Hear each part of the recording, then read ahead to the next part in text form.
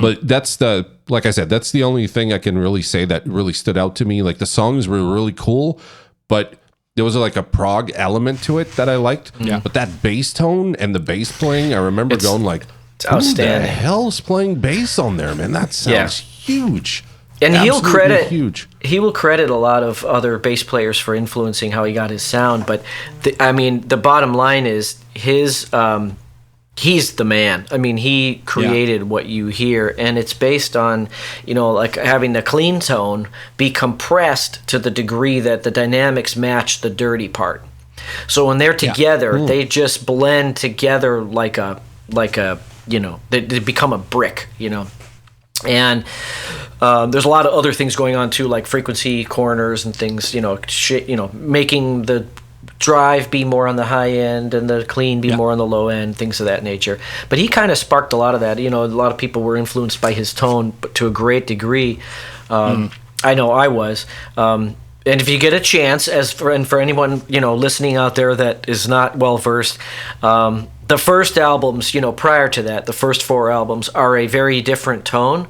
By the time you get to Dogman, you have a different producer, Brendan O'Brien. You've got Mesa Dual rectifiers, and you have a different sound. You have a sort of a new sound for them.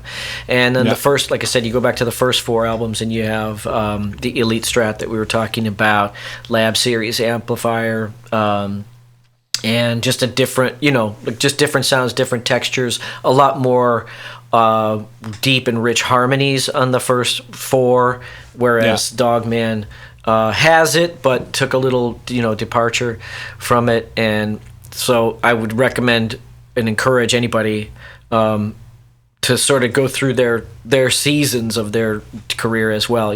Like Dogman is sort of that's a big one. That's a meat and potatoes of King's X. But man, you go back behind that, and Gretchen Goes to Nebraska and things like. I mean, it's just so many textures and just such a great sensibility for tone, for how they would mix together.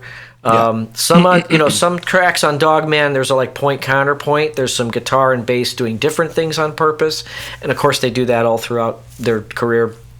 But then there's times when they lock in, and when the bass and the guitar lock in, it just becomes this giant sound where if there's then a part of the song where the guitar backs off or does a solo and you hear just the bass, then you're thinking like, that's what the bass, like I never would have assumed that that's what the bass sounded like as a component of the riff, and how these two things, come together and lock together. It's just outstanding.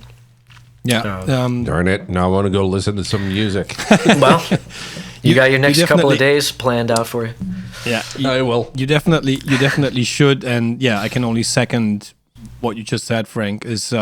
I encourage everybody who likes tasteful, well-written, entertaining rock music to go and listen through to obviously Dogman, but also some of the earlier records, simply because of the fact that these guys are a trio. So it's not like there are five people or 4 people in that band.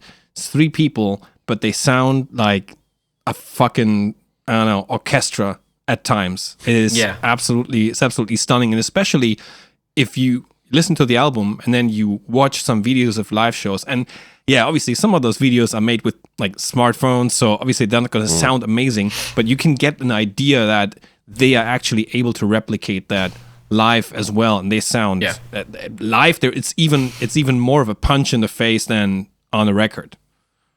Yeah, 3-part harmonies, and again, they'll do layering on a lot of their albums, but a lot of times you listen and you're like, this is really just 1 track of guitar, 1 track of bass and drums. This is something they could pull off live, and they do, and it's tremendous. It's just a humongous tone.